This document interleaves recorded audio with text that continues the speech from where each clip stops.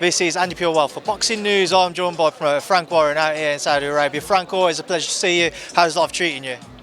I can't complain, and if I do, who's going to take any notice? I'll take notice, Frank. Good man, good man. Frank, here we are yet again, another fantastic card to look forward to. Let's start off with the main event, Joshua-Ngannou. You've said yourself, there's a lot of jeopardy involved for this, for Anthony Joshua. How high of a risk fight is this for AJ? It's a big risk fight for him. You know, before Ngannou fought Tyson, everybody was saying it was a novelty. He's a novelty and just writing him off. I knew he would be tough. I knew he'd come to fight. What I didn't know was that he could box a bit, and he could box a bit. And it's been interesting to see what he's learned from his last fight. Sorry, I can't do it. It'd be interesting to see what he's learned from his very first fight. Can he improve on what he does? He knows what he's got in front of him in AJ. AJ has had, I suppose, here looking at he's exposing some of the chinks in his armour.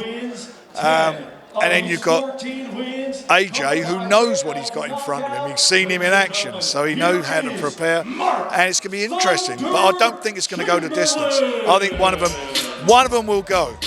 That was going to be my next question. You said Ngannou would have learnt from Fury, but also he's somewhat lost that element of surprise because there's footage out there. We've seen him fight now. Which one do you think is more likely to pay dividends on the night for either man? Which one do I what? Which one do you think is more likely to come to fruition? Knowing that there's footage out there which will benefit AJ or? AJ's got far more experience as a boxer than him, but he's a competitor, Ngannou. He's a winner. He's done everything he's had to do in his own discipline. He's had a tough life, by the way. I mean, his whole story is about fighting for survival, fighting to better himself, fighting for his existence, and he's now decided to take up boxing, and he's now wants to be the best at that. Now, he put a very good performance in his last fight, his first and last fight. So this time round, he'll be looking to improve on it. He's not going to show up to make up the numbers. They trained and prepared very well for Tyson. You know, I will say how it is. That wasn't Tyson at his best, by the way, in my opinion, but he caught him with a good shot. He caught Tyson with a good shot, and Tyson showed what he's all about. But I'm telling you now, this fight you won't be able to take your eyes off it. And the good fights on the undercard. I was about to ask, Zhang Parker's a fantastic fight, Frank. What does your man Gila have to do to have his hand raised? Knock him out or outbox him.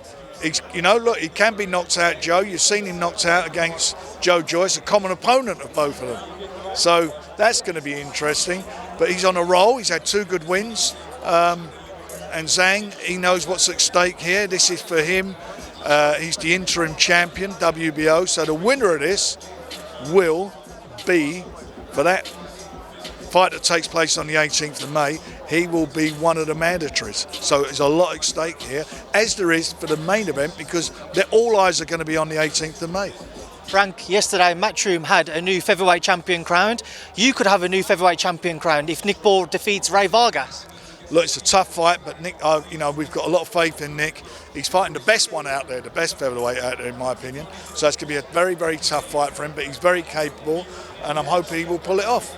Final one from me, Frank. Obviously, we know there's a lot of talk about the 5 versus 5 tournament being announced this week. Any extra meetings planned with Eddie to try and finalise it? We'll try and sort some stuff out this week whilst we're all here. Frank, thank you as always. Thank you, mate.